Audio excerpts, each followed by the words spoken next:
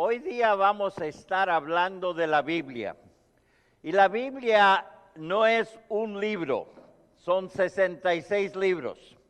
Y muchas veces nosotros tomamos un pedacito u otro pedacito, pero nos olvidamos de la historia completa de la Biblia. Y pocas personas han leído de principio a fin. Así que para empezar el mensaje esta mañana, queremos darles un resumen de la Biblia en 9 minutos. ¿Pueden ver eso? Dicen que eso es mejor que leer, pastor. Ok, presten atención a este video. Es un resumen de la Biblia completa en 9 minutos. Presten atención. En el principio Dios creó el universo y un planeta llamado Tierra. Los seres humanos fueron formados a imagen de Dios para continuar la obra de Dios. Pero poco después los hombres dijeron, queremos vivir a nuestra manera, no a la de Dios. El egoísmo y la violencia llenaron la tierra. Así que Dios empezó todo de nuevo, solo con una familia. Y Dios hizo el siguiente pacto con un hombre llamado Abraham. La tierra que alcanzas a ver es ahora tuya. Tu familia será mi bendición para el mundo entero. En unas pocas generaciones se convirtieron en una gran nación llamada Israel. Los egipcios se atemorizaron y obligaron a los israelitas a ser sus esclavos. A través de un humilde líder llamado Moisés, Dios guió a los israelitas en un gran éxodo a la tierra prometida. A lo largo del camino, Dios les dio leyes y mandamientos para ayudar a los israelitas a seguir los caminos de Dios. Finalmente, después de 40 años de quejarse y luchar en el desierto, los israelitas volvieron a casa, a la tierra prometida. Cuando tenía la victoria, el pueblo adoraba a Dios, pero poco después se alejaba de Dios y vivía en sus propios malos caminos. Esto se convirtió en un patrón de generación en generación. Ahora que estaban de nuevo en la tierra prometida, Israel siguió teniendo problemas para seguir los caminos de Dios. Así que Saúl se convirtió en el primer rey de Israel, pero él dejó a su país pobre y le dio la espalda a Dios. Así que Dios escogió a un joven valiente llamado David para que fuera rey. Dios bendijo en gran manera a los israelitas bajo el liderazgo de David. David le dejó el trono a su hijo Salomón, que estaba lleno de la sabiduría de Dios. Salomón construyó un templo espléndido, pero con el pasar de los años él se alejó de Dios y el país se vio envuelto en una guerra civil. Así que Dios envió profetas como mensajeros para decirles a los israelitas que regresaran a sus caminos que eran mejores, pero ellos no escuchaban. El pueblo de Dios fue obligado a salir de la tierra prometida. El templo fue destruido y muchos fueron llevados a otras tierras como esclavos. Pero Dios los seguía cuidando y les hablaba palabras de esperanza a través de los profetas. 60 años después pudieron ver su esperanza hecha realidad, cuando el pueblo judío fue liberado para que regresara a la tierra prometida. Los profetas de Dios les señalaban el futuro y les hablaban de un rey que habría de venir, que restauraría por completo a Israel y traería un nuevo reino de paz. Así que el pueblo judío esperaba y añoraba a ese rey. Y Dios no hablaría por profetas nuevamente durante 400 años. 400 años pasaron en los que Dios no habló a través de los profetas. Israel era gobernado ahora por el Imperio Romano, y el pueblo judío añoraba un Mesías que viniera a liberarlos. Luego, María, una joven mujer que aún era virgen, dio a luz a un niño llamado Jesús, que significa el que salva. Los ángeles anunciaron que él era el rey Mesías. Llenos de gozo, un grupo de pastores fue a contarles a todos. Este nacimiento era verdaderamente un milagro. Cuando Jesús creció, enfrentó las mismas tentaciones de todas las personas, pero siempre eligió seguir los caminos de Dios. Jesús les mostró a sus seguidores más cercanos, llamados discípulos, cómo vivir en los caminos de Dios. Les dijo, el reino de Dios se ha acercado. Arrepiéntase de sus caminos y regresen a los caminos de Dios. Jesús utilizaba historias sentidas llamadas parábolas para desafiar al pueblo judío a buscar las realidades más profundas del reino de Dios. Como las multitudes rodeaban a Jesús por todas partes, él sentía compasión por ellas, así que las alimentaba, sanaba sus enfermedades e incluso resucitaba a los muertos. Jesús era un rey muy diferente del esperado. No era un líder militar, era un líder compasivo y justo que amaba a los olvidados. Los líderes religiosos estaban celosos por toda la gente que seguía a Jesús y escandalizados porque él afirmara ser el Hijo de Dios. Debemos detenerlo, pensaban. Una noche, mientras Jesús oraba, enviaron a una multitud para que lo arrestaran. Horrorizados, los discípulos corrieron y se escondieron. Los líderes religiosos interrogaron a Jesús. ¿Eres tú el Mesías, el Hijo de Dios? Jesús respondió, yo soy. y ustedes me verán sentado al lado de Dios en poder. Enfurecidos, los líderes gritaron, cualquier hombre que afirme ser Dios debe ser ejecutado. Presionado por estos líderes y por una multitud enfurecida, el gobernador romano sentenció de muerte a Jesús como un criminal. Jesús fue clavado a una cruz de madera entre dos ladrones. Él oró, Padre, perdónalos porque no saben lo que hacen. Los cielos se oscurecieron y Jesús expiró.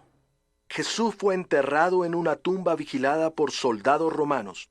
2 días después, los seguidores de Jesús fueron a preparar el cuerpo para ser enterrado. Pero ni él ni los soldados estaban allí. Jesús empezó a aparecerse, primero a 2 hombres que iban por un camino, y luego a más de 500 testigos.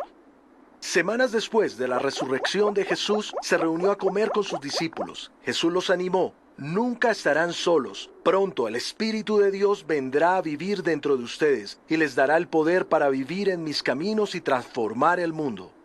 Mientras los discípulos miraban, Jesús desapareció en las nubes frente a ellos.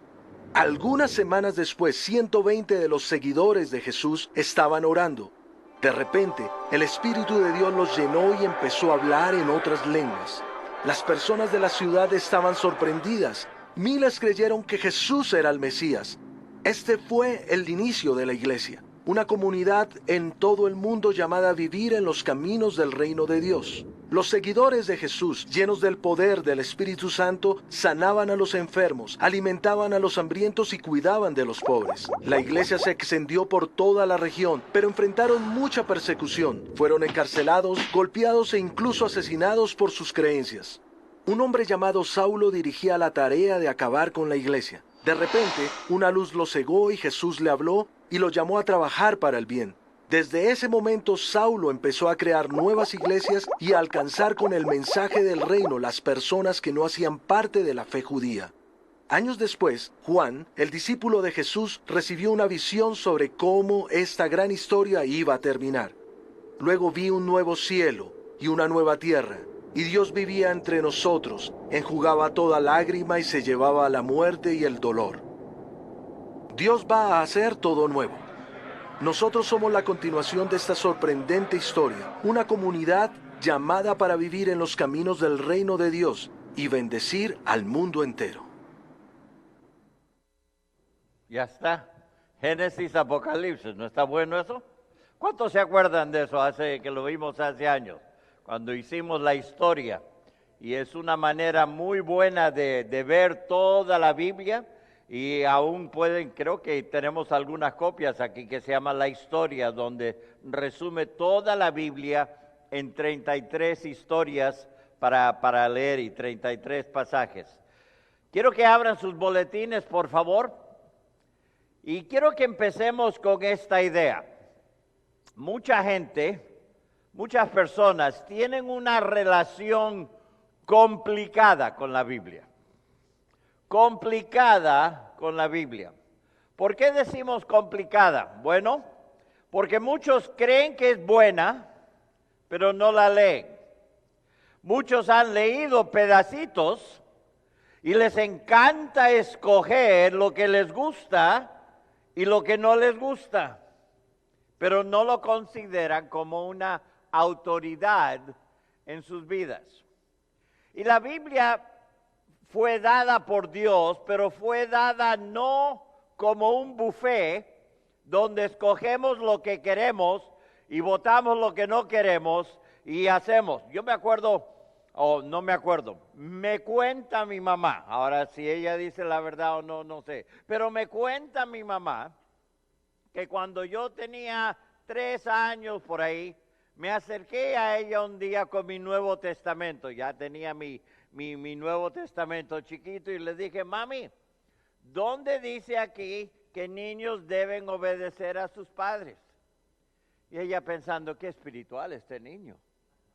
Quiere saber la base bíblica para la obediencia. Y me abre y me dice, aquí está. Metí mi dedito y me fui a otro cuarto y ella se puso a pensar, pero ¿por qué querrá eso?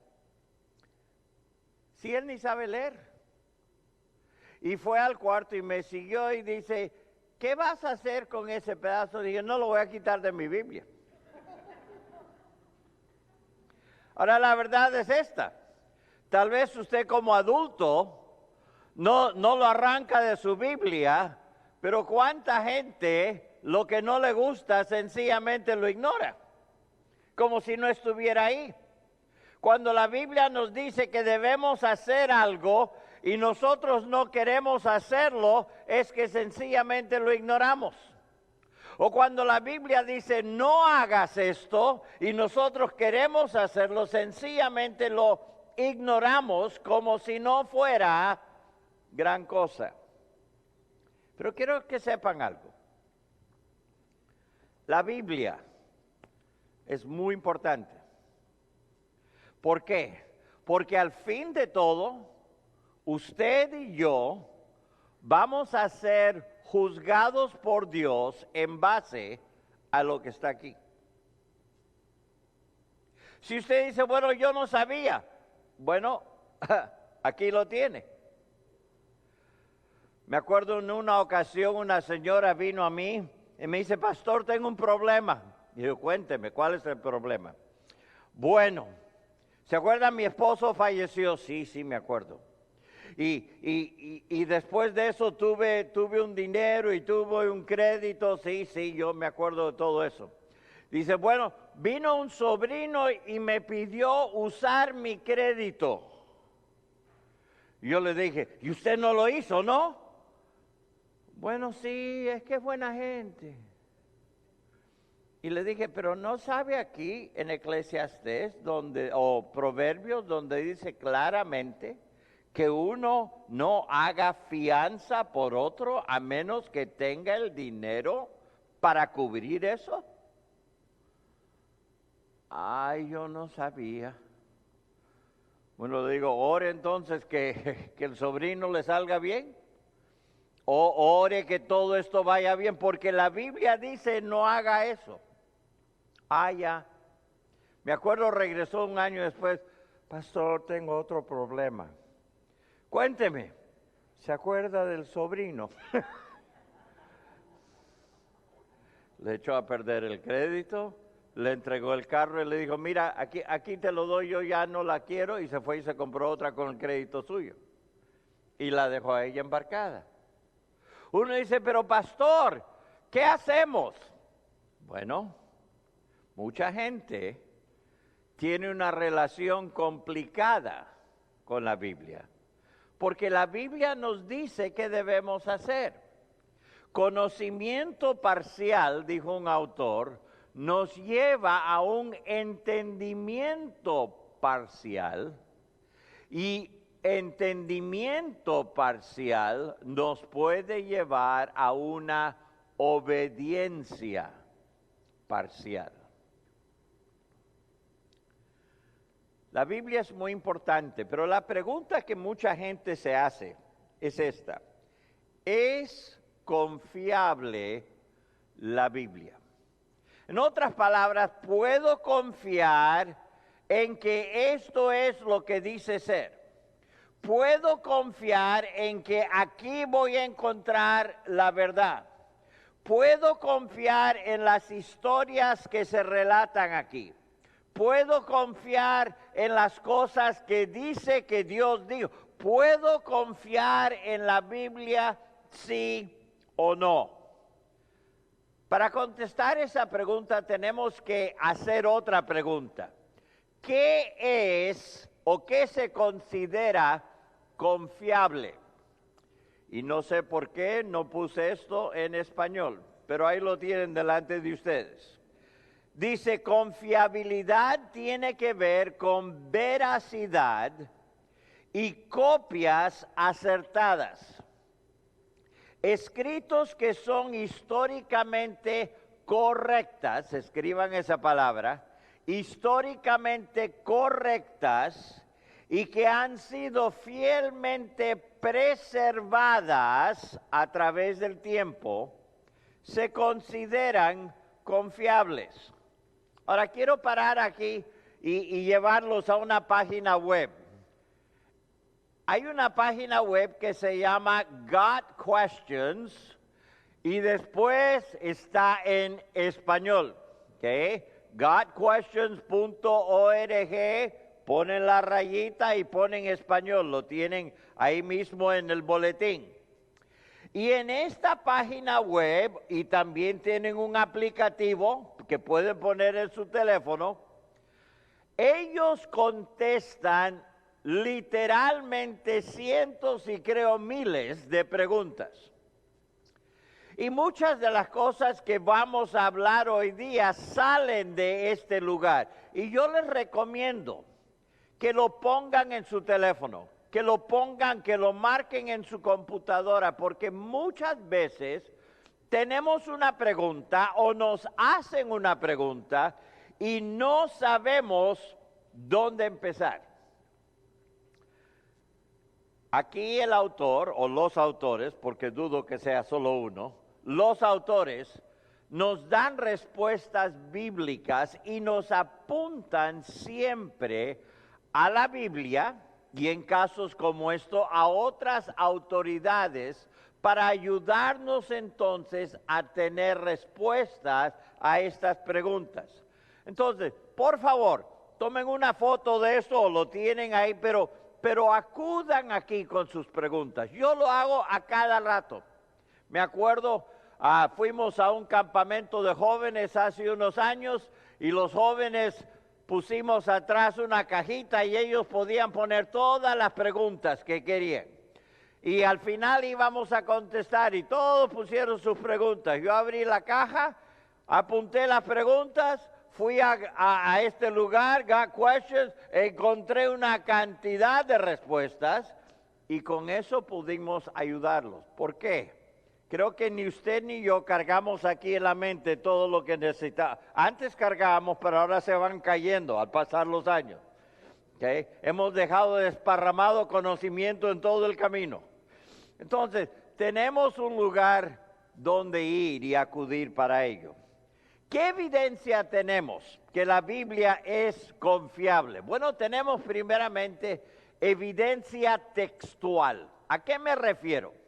Cuando uno está examinando una obra escrita, una obra antigua, una de las cosas que uno ve es que mientras más copias hay, mejor es. Y mientras más tempranas sean las copias, mejor todavía. En otras palabras, si algo se escribió después de haber algo sucedido y después encontramos copias que se hicieron porque no habían copiadoras, entonces se copiaban a mano, mientras más copias hay, más cercanas al evento, más confiable es el documento, más confiable es el libro. Por ejemplo, ¿cuántos en la escuela tuvieron que leer, aunque sea una parte de la Ilíada por Homero? ¿Cuántos les tocó eso? Ahora algunos dicen, bueno, a mí me mandaron leerlo, pero no lo leí, yo me copié del vecino. Levante la mano, sean honestos aquí. Ok, unos cuantos. Ok, en la Ilíada, que es uno de los mejores, digamos, de literatura antigua, hasta el momento encontramos 2000 manuscritos, ¿ok? Antiguos de ellos. Y el más cercano, el más temprano, es solo 400 años después de los eventos. Ahora, Homero no era un autor, era una, digamos, una cantidad de sabiduría que fueron pasando de una generación a otra. Y cuando llegaron por fin, alguien dijo, vamos a poner esto por escrito. Eso fue 400 años después. Pero una vez más, tomaron copias, tomaron el cuidado y copiaban de generación en generación. Y se han encontrado hoy en día unos 2000 manuscritos. Ahora, lo interesante de esto es, conforme hay más ciencia, más manuscritos se encuentran, más cosas encontramos que apoyan la obra de Homero. ¿Cuántos han oído de Aristóteles? Ok, han oído. Una vez más, nadie lo ha leído últimamente, pero ahí está. Aristóteles, encontramos unos 1000 manuscritos. Pero el manuscrito más temprano, más cerca a la vida de Aristóteles mismo, es de 1200 años después que él lo escribió originalmente. Pero estas cosas todos consideran como ¿qué? Documentos históricos o documentos literarios dignos de ser considerados. Por eso se estudian, por eso lo estudiamos en la escuela, en la universidad. Se estudian estas obras como algo verídico de ese tiempo. Bueno, cuando tomamos el Nuevo Testamento en comparación, tenemos unas 25,000 manuscritos del Nuevo Testamento. Algunas tan temprano que escribieron solamente 30 a 150 años después de los eventos que se describen. Algunos se escribieron cuando la gente de quien se estaba hablando todavía estaba en vida. Estamos hablando de que alguien dijo, bueno, fulano vio tanto y mengano dijo lo otro, y fulano o mengano todavía están vivos y podrían haber dicho, no, yo no dije eso, yo no vi eso. Pero lo que sucedió fue que el Nuevo Testamento fue escrito y tenemos copias y manuscritos de esos tan cercanos que podemos llegar con gran certidumbre a decir, no, eso es verdad, eso es genuino. Podemos confiar en lo que dice, es confiable la Biblia. Pero también tenemos otras evidencias. Tenemos evidencia de las profecías. A lo largo de la Biblia, que dicho sea de paso, se escribió a lo largo de 1500 años, más de 40 autores de cada diferentes tiempos y todo, diferentes cosas que hacían. Nosotros vemos que a lo largo de eso hay unas 1800 profecías que fueron hechas y escritas. Y estas profecías o pueden ser verificadas que sí se cumplieron o refutadas. Si en el Antiguo Testamento dice que un niño va a nacer de una virgen y ningún niño nace de una virgen, esa profecía está mala. Pero qué interesante, Jesús nació de una virgen.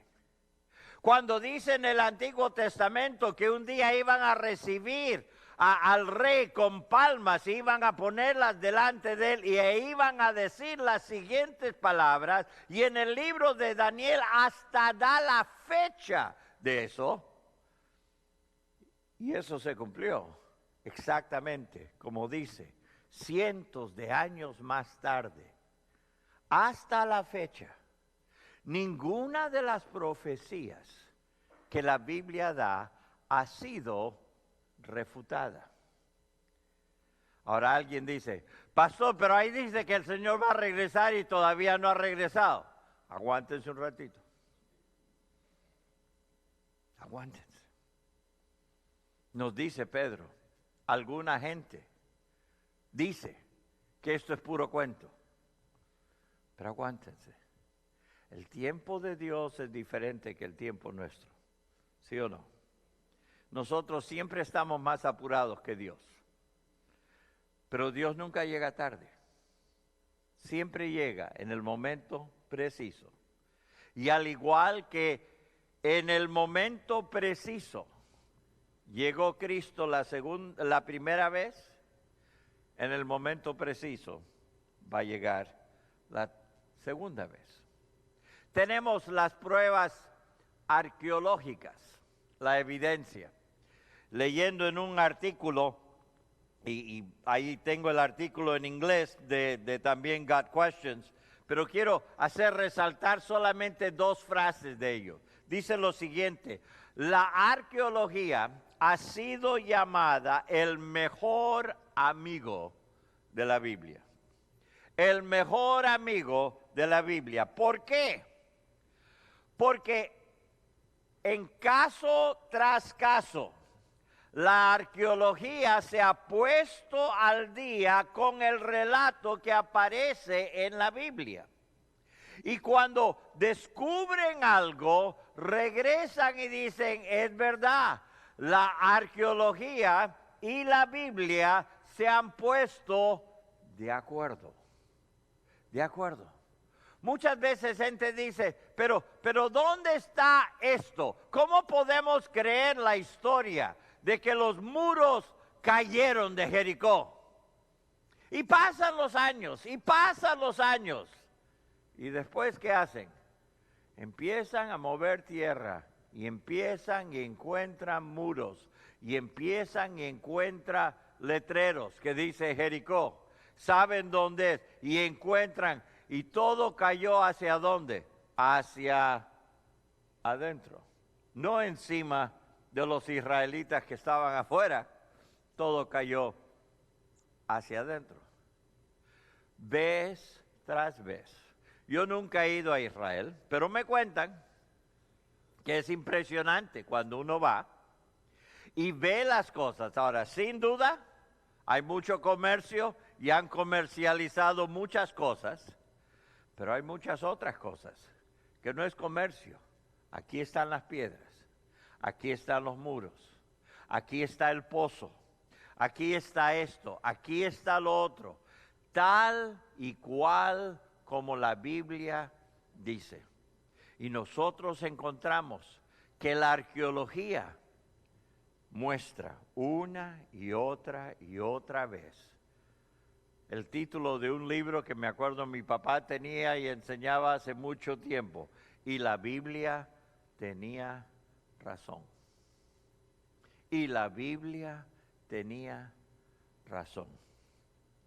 Permítame terminar parte de esto. Dice, en breve, no tenemos razones objetivas para decir que la Biblia es confiable, pero no podemos decir que no es confiable sin descartar casi todo lo demás que sabemos de la historia de los tiempos antiguos. Si las Escrituras no son confiables, ninguno de los récords son confiables. La confiabilidad de la Biblia se comprueba en su veracidad histórica y su transmisión fiel. Una vez más, si están interesados en este tema, por favor vayan a lugares como este, Got Questions, y a otros que ellos después van a apuntar. ¿Para qué? Para que nosotros podamos ver, hey, esta Biblia, estos relatos, esas palabras, yo puedo confiar en ellas. Presten atención a este video, por favor.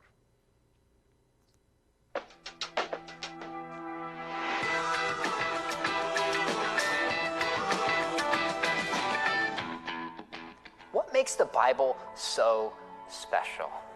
Well, first off, you might realize that the Bible has been read by more people. It's been translated into more languages and copied more than any book throughout the history of the world. No other religious book or popular novel even comes close to the readership of the Scriptures. But second, realize the Bible is written by at least 40 authors from a variety of walks of life at different times in different places over roughly 1,500 years. The Bible has survived criticism. It's survived persecution. The Bible has changed more lives, more families, more governments, and the course of history more than any other book. But not only is it unique in these factors, I believe it's unique because it records miracles that happened. It uniquely is the Word of God that talks about salvation.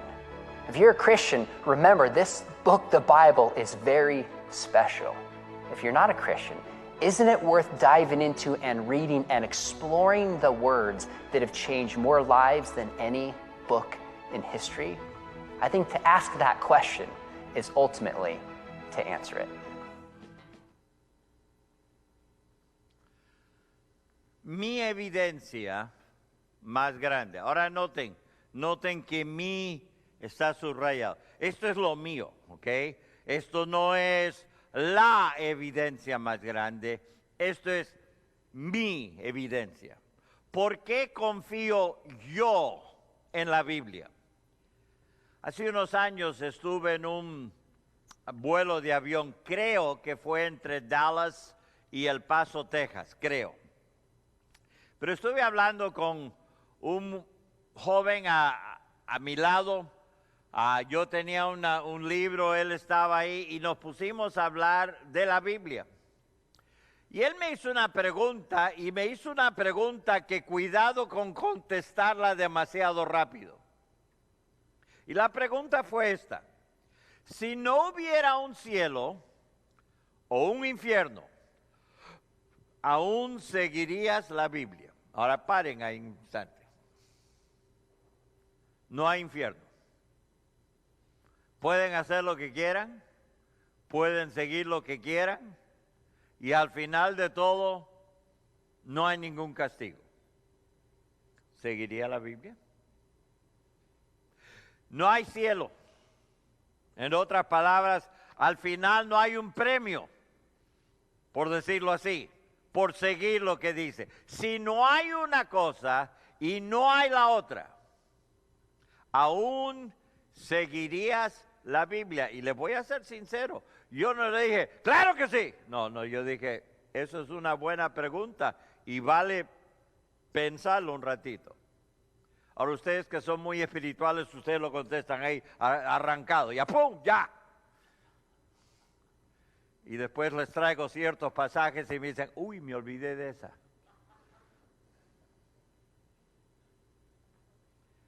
Pero después de pensarlo un ratito, le dije, sí. ¿Por qué? Porque he visto las vidas que ha transformado. He visto las vidas que la Biblia, y al decir la Biblia, estoy hablando del Jesús de la Biblia, del Dios de la Biblia, de todo lo que está en la Biblia. Yo he visto las vidas que han sido transformadas. Solamente por eso vale la pena seguir la Biblia. A ver, pastor, cuéntenos. Bueno, déjeme decirles que a lo largo de mis 65 años he visto cómo la Biblia, sus enseñanzas y el Cristo de la Biblia ha transformado las vidas de individuos. En los comienzos de nuestra iglesia, cuando todavía estábamos en la Northwest 8 calle y 104 calle y 8 avenida, llegó una señora a la iglesia y llegó y la recibimos y estuvo ahí. Y siempre cuando había peticiones de oración, ella decía, pastor, por favor, ore, mi esposo es un borracho y es alcohólico y las cosas están difíciles y Ok, lloramos. Y un día mi papá fue a hacer una visita a la casa de Diógenes de la Torre. Y entró y Diógenes lo recibió. Y empezaron a hablar, y mi papá le habló de la Biblia, y le presentó a Cristo, si más no recuerdo, en Juan capítulo 3, la historia de Nicodemo. Y Diógenes de la Torre aceptó a Cristo. Esto fue más o menos octubre, noviembre. Pero recibió a Cristo de verdad. Y empezó a venir a la iglesia. Y empezó a leer, y empezó a crecer, empezó a hacer preguntas, llegaron ahora toda la familia juntos. Y me acuerdo que pasaron las Navidades, y entre la Navidad y el Año Nuevo, Diógenes llega un día destruido. ¿Qué pasó? Dice, no, pastor, es que tengo un problema muy grande. ¿Qué fue? Bueno, usted sabe que yo antes era un borracho. Sí, yo sé. Pero ya no. Y dice, para Nochebuena vino toda la familia. Y como siempre, todos traían lo que normalmente tomamos. Y dice, esa noche me fue muy difícil. Fue muy, muy difícil. Y yo por fin me paré y les dije, no quiero ofender a nadie, pero yo sé que antes tomábamos todo, pero ahora Cristo ha entrado en mi vida y Él me ha cambiado. Y ahora voy a pedirles que nadie tome nada, que guarden todo, se lleven todo. Y algunos se enojaron y se fueron. Y mi esposa se enojó conmigo porque ofendía a su familia y todos se fueron y ahora ella me ha dejado también. Y no sé qué hacer. Wow. Me acuerdo, fuimos con Diógenes a su casa y rebuscamos en todos los lugares las botellitas que había escondido aquí y allá, las cosas que sobraron de aquí y allá. Y me acuerdo cómo lo ayudamos a literalmente desinfectar su casa de todo lo que le hacía daño. Diógenes cambió. Cambió. A la larga, él le dejó la casa a la señora y se vino a vivir aquí. Cuando conseguimos el terreno, vino a vivir aquí en una casita que teníamos. Diógenes cambió. ¿Qué lo transformó? No fue la gran enseñanza mía o de mi papá. Fue la palabra de Dios y el Dios de la palabra. Fue muy interesante, me acuerdo, yo estaba estudiando, en ese tiempo teníamos culto el domingo en la mañana, el domingo en la noche y el miércoles en la noche y me tocaba predicar 3 días por semana. 3 veces. Y yo un día estoy estudiando para el miércoles. Me dice, pastor, ¿qué está haciendo? Le digo, estudiando para el mensaje del miércoles. Y me dice, ¿cree usted sinceramente que la gente ya está obedeciendo lo que nos enseñó la semana pasada? Yo dije, posiblemente no. Y dice, entonces, predíquelo otra vez y siga predicándolo hasta que lo hagan. Hombre muy sabio. Yo empecé a repetir mensajes. ¿Por qué? Porque no lo estaban haciendo. Hasta que lo hagan no les sirve. Interesante. Yo he visto cómo Dios ha transformado las vidas de personas. Pero no solamente eso. En mis 65 años he visto cómo ha transformado familias enteras. Familias enteras. Me acuerdo en el Perú, teníamos una señorita en la iglesia que ella medía 1,85 m, 87 por ahí, bastante grande. Y un día para una campaña que teníamos en la iglesia, vino con ella un hombre que se llamaba Pedro Salom. Pedro Salom, si yo extiendo mi brazo, Pedro Salom anda debajo del brazo y no lo toca. Así que ambos trabajaban para el correo. Y cuando Gladys, de 1,80 m y no sé cuánto, le dice a Pedrito, de 1,50 m, te invito a la iglesia, él vino. Y me acuerdo, llegó a la iglesia y la camisa estaba muy mala, muy feo. Se notaba que había estado tomando. Él era alcohólico también. Había estado ahí varios días escuchando. El domingo en la noche un misionero nuevo al Perú estaba predicando Su primer mensaje en español, y eso siempre es trágico. Trágico. Me acuerdo, él estaba dando un ejemplo y lo que quiso decir es cuando yo era niño montaba caballo, pero lo que le salió era cuando yo era niña montaba gallina. Y cuando dijo eso, mi hermana, que no era muy espiritual, estaba ahí sentada en la primera fila, ella echa a reír, lo cual hace que todo el coro que estaba atrás eche a reír, lo cual hace que toda la congregación a carcajadas se está riendo y el pobre pastor predicando no sabe lo que dijo. Pero al final de ese mensaje, 4 personas aceptaron a Cristo. Uno de ellos era Pedro Salón. El próximo domingo, alguien le dijo a mi papá, pastor, salga, quiero que vea algo. Y salieron, y de lejos, porque el cerro era más abajo y ellos vivían por el cerro.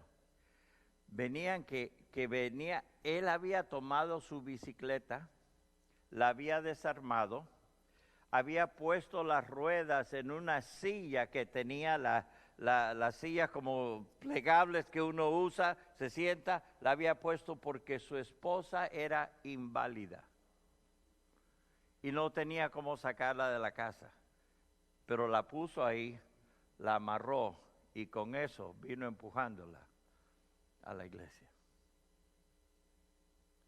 No teníamos una sección para minusválidos en ese tiempo. Y ella la sentaron aquí. Ella no podía mover nada, nada. Pero durante la invitación, mi papá está preguntando si alguien quiere aceptar a Cristo. Y ella empieza a mover los ojos y lágrimas empiezan a salir. Y él le preguntó, ¿quiere usted hablar con alguien? Y ella movió. Y se acercó y ella aceptó a Cristo. Pedro ahora empieza a cambiar. La próxima vez que era su cumpleaños, ellos normalmente donde trabajan le hacían fiesta, le daban regalo. Y alguien dijo, Pedro ha cambiado, ya no es como antes. Mejor ahora en vez de darle una botella de whisky, ¿por qué no le regalamos una camisa blanca? Dice, ok. Y le cantaron su happy birthday y todo eso, le dieron su regalo. Y como siempre dice, que hable, ¿para qué fue eso? Pedro se paró encima del escritorio. Y les dijo cómo Dios había cambiado la vida suya, la de su familia. Pedro Salón, su esposa, él llegó a ser pastor de una iglesia. Su hijo, Clavito, creo que se llamaba Pedro también, pero le decíamos Clavito. ¿Eso era Félix? ¿Clavito era? Sí, ese es. ¿Qué pasó? Cambió toda la historia de la familia. ¿Qué produjo ese cambio? ¿Un gringo que no sabía hablar? No. La palabra de Dios y el Dios de la palabra. A través de mis 65 años, yo he visto cómo Dios ha entrado, cómo su palabra ha cambiado tragedias en milagros. El año pasado salió una película llamada Emanuel. Estaba solamente unas noches en la película. Y fue la historia de lo que sucedió en Charleston, South Carolina, cuando un hombre vino a un estudio bíblico con 9 personas y escuchó todo y oraron, y después él sacó su pistola y empezó a matar a todo el mundo.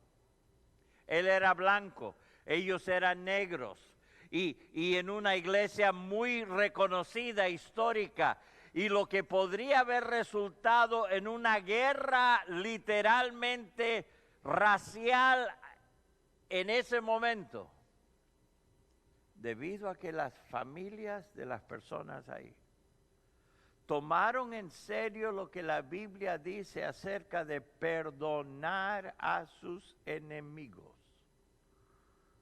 Cambió la tragedia en un milagro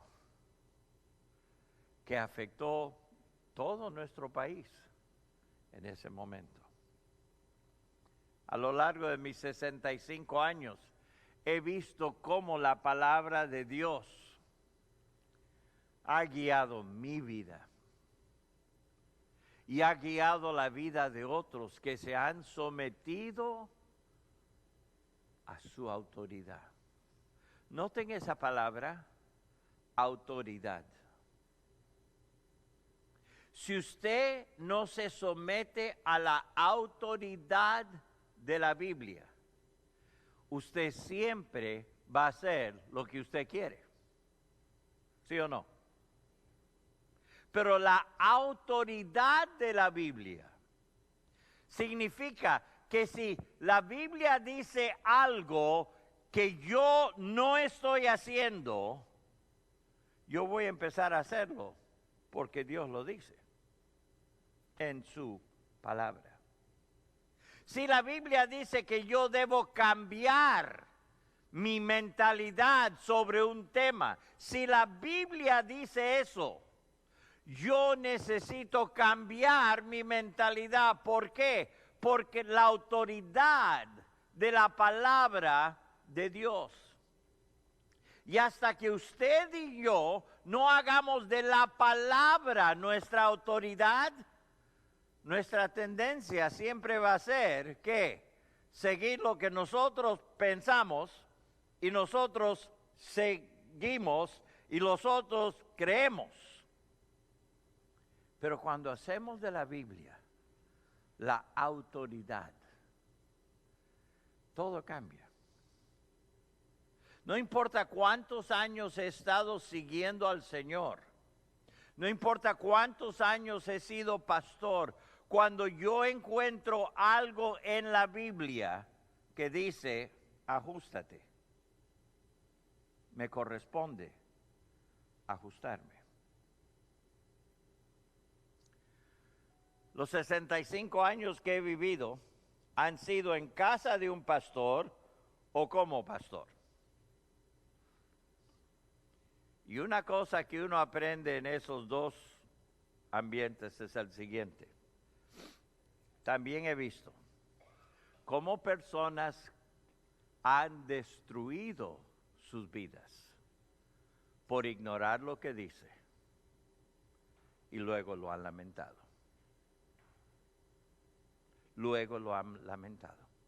¿Cuántas veces le decimos a jóvenes? ¿Cuántas veces les decimos a adultos?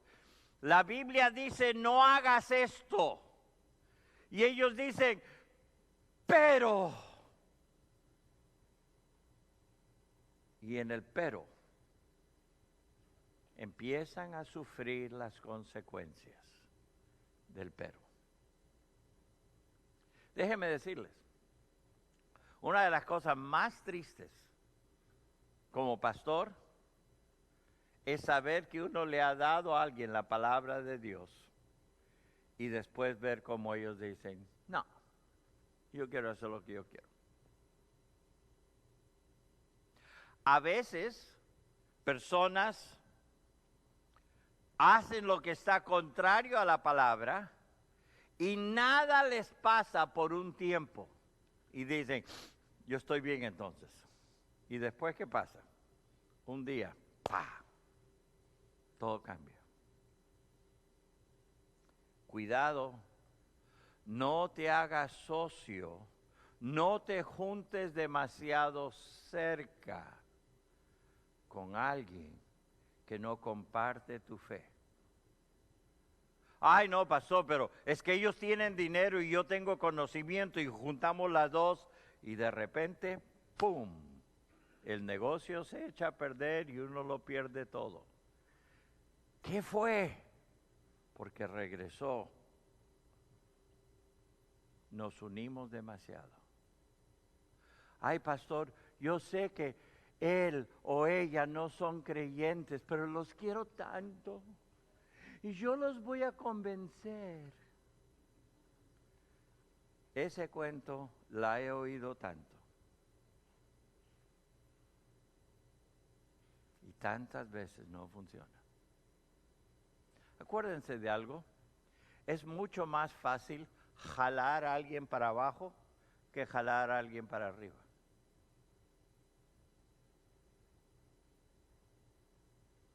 Escúcheme claramente y voy a hablar a los miembros de la iglesia, ¿está bien?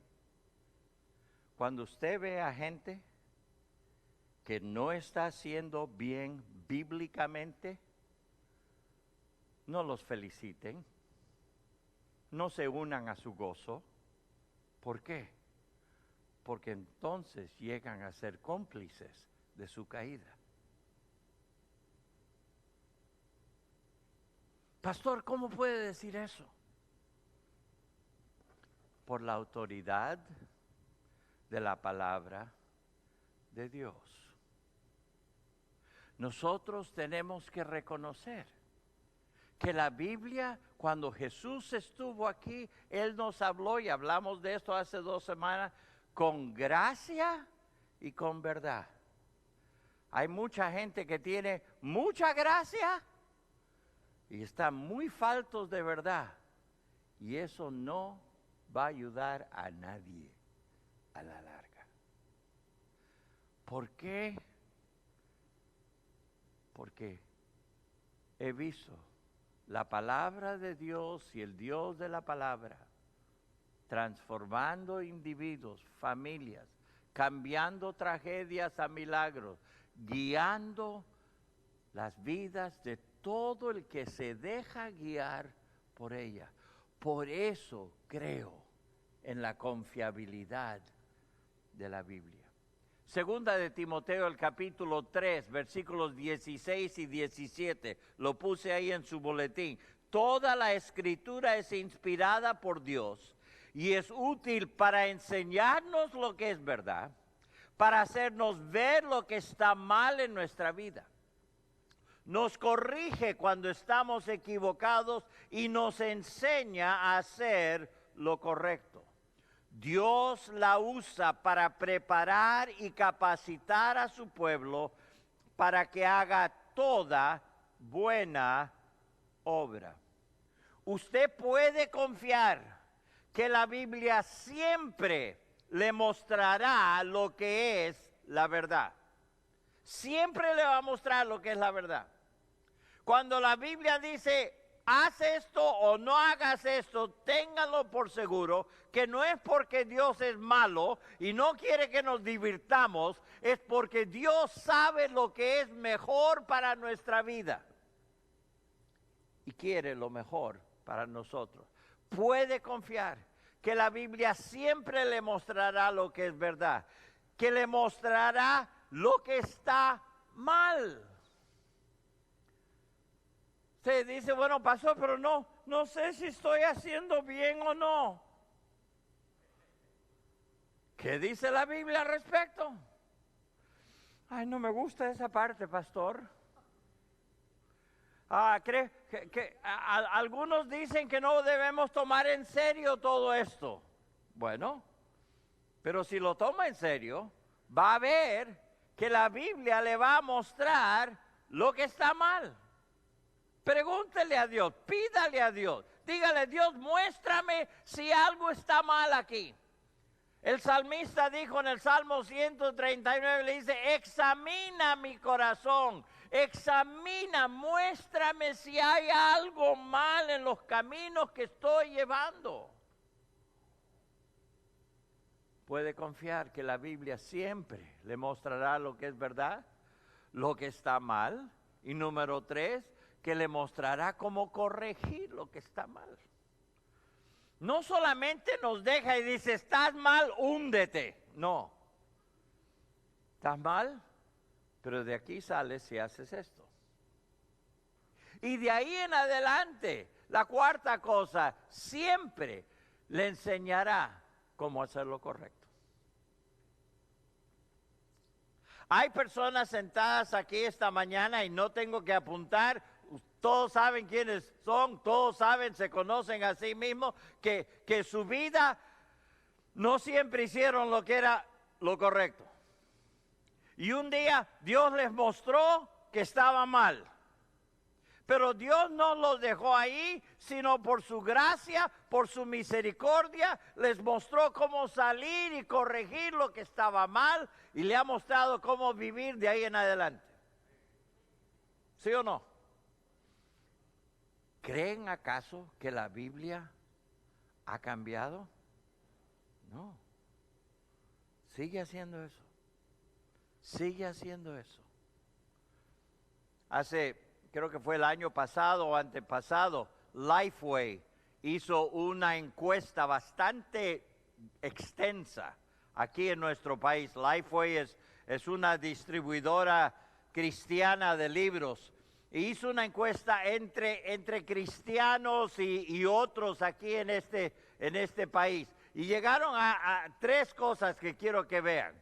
Número 1, ¿cuál de estos describe la Biblia para usted?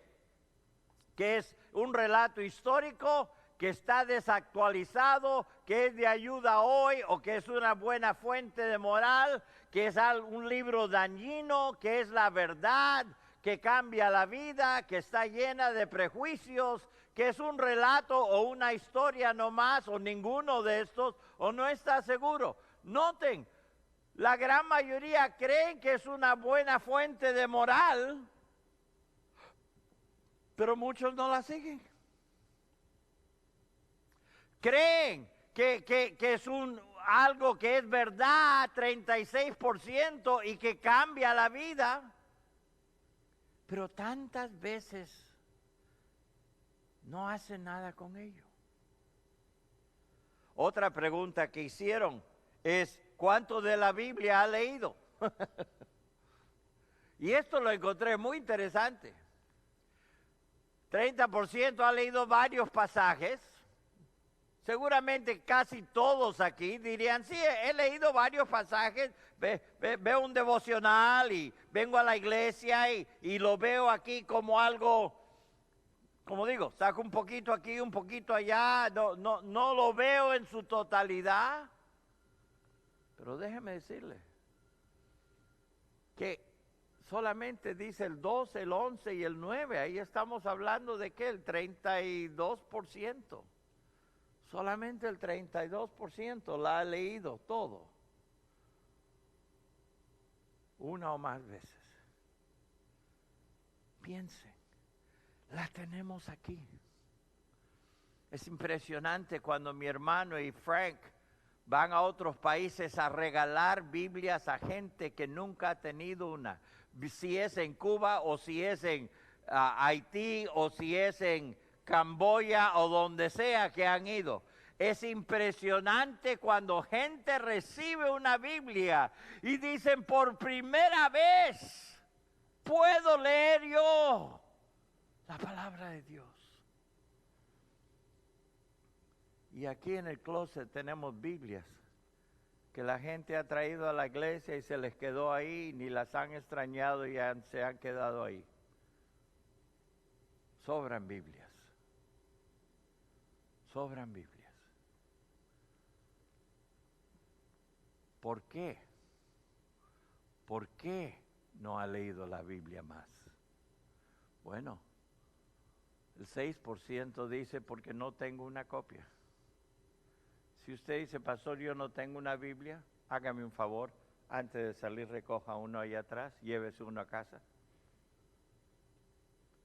Que eso nunca sea la excusa de no leer la palabra de Dios.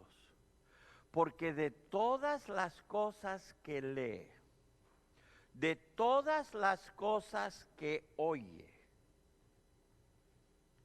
el único que tiene la posibilidad de completamente transformar su vida es esta. Es esta. ¿Es confiable? Yo creo que sí. Termino con esto.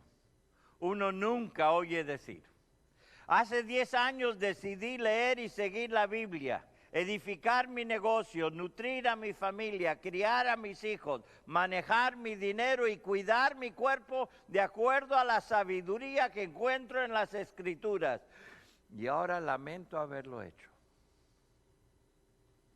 Nadie lamenta haber seguido la palabra de Dios en su vida. Pero muchos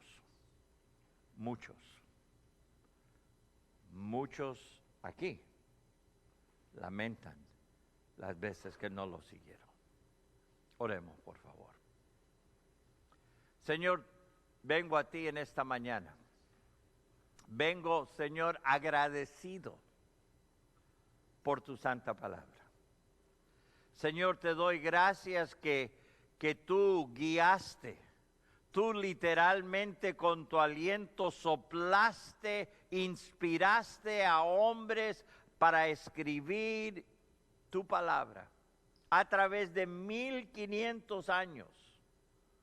Esto no fue cuestión de un grupo juntándose y poner todo por escrito para que se mantengan de acuerdo. No, lo que tienen en común todos eres tú. Y tú te encargaste de que todo, Señor, vaya y encaje uno con el otro. Señor, lo que me asombra a mí de la Biblia es que nunca llego a entenderlo todo. Nunca llego a saber todo. Cada día que me acerco a tu palabra, tienes algo nuevo para enseñarme. Y es algo que se aplica a mi día, ese día. Gracias, Señor. Porque tú eres el que está detrás de tu palabra. Y Señor, con la palabra de Dios y el Dios de la palabra, yo puedo estar preparado para cualquier cosa que se presente. Señor, te suplico que nosotros en esta mañana tomemos en serio tu palabra. Que escojamos cada uno hacer que sea la autoridad de nuestra vida. Que no dejemos que nuestros sentimientos y nuestros pensamientos pongan a un lado la verdad de tu palabra. Porque, Señor, tú nos dijiste que es la verdad que nos hará libres para vivir la vida como debe ser. Te suplico que nos ayudes como hijos tuyos a estudiarla, a conocerla, a vivirla y, Señor, ayudar a otros a que ellos vean la sabiduría de ella para guiar sus propias vidas. Y todo esto lo pedimos en tu santo nombre. Amén.